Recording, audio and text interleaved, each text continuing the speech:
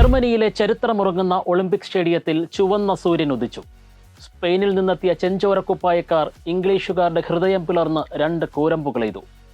ലോകം എഴുന്നേറ്റ് നിന്ന് കൈയടിച്ച നിമിഷങ്ങളിൽ യൂറോപ്യൻ ഫുട്ബോളിൽ വീണ്ടും സ്പാനിഷ് അർമാദം. കിരീടത്തിൽ അവരുടെ 4ാം മുത്തം. കൗമാരത്തിളക്കത്തിന്റെ പ്രസരിപ്പിൽ എതിർപ്പാളയത്തിലേക്ക് പാഞ്ഞുകയറിയ യമാൽ വില്യംസ് കൂട്ടുകെട്ട് ആദ്യം 47ാം മിനിറ്റിൽ വെടിപൊട്ടി. സെമിയിൽ വില്യംസിന്റെ പാസിൽ യമാലെങ്കിൽ ഇക്കുറി നേരെ തിരിച്ച്.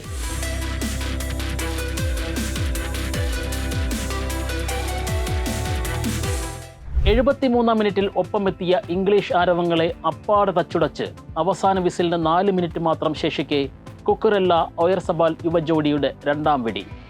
യൂറോപ്പിന്റെ യുദ്ധം സ്പാനിഷുകാർ അവിടെ ജയിച്ചു.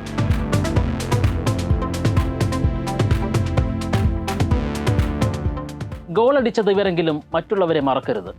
കെയ്നിന്റെ ഉറച്ചൊരു ഷോട്ട് വഴിതിരിച്ച മധ്യനിരക്കാരൻ റോഡ്രി. 2 അവസരങ്ങൾ തുറന്ന ഓൽമോ. അവസരങ്ങൾ പാഴാക്കിയെങ്കിലും അത്യധ്വാനം ചെയ്ത മൊറാട്ട. 8 മിനിറ്റ് ബാക്കി നിൽക്കെ ബെല്ലിംഗ്ഹാമിനെ അതിവിദഗ്ധമായി തടഞ്ഞ നോർമൻ. ഒരു മെയ്യായി അധ്വാനിച്ചവർ.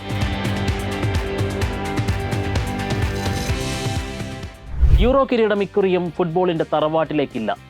തെക്കേ കവാടം തുറന്ന് സ്വീകരിക്കാൻ കാത്തുനിന്നവരെ കണ്ണീരണിയിച്ച് അത് സ്പെയിനിലേക്ക് കടൽ കടന്നുപോയി.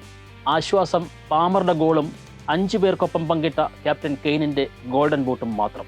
ഒരു കിരീടത്തിനായുള്ള ഇംഗ്ലണ്ടിന്റെ കാത്തിരിപ്പ് 58 വർഷം പിന്നിടുന്നു.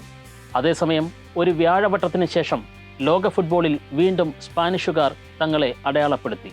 കൂടുതൽ യൂറോ കിരീടമെന്ന റെക്കോർഡോടെ.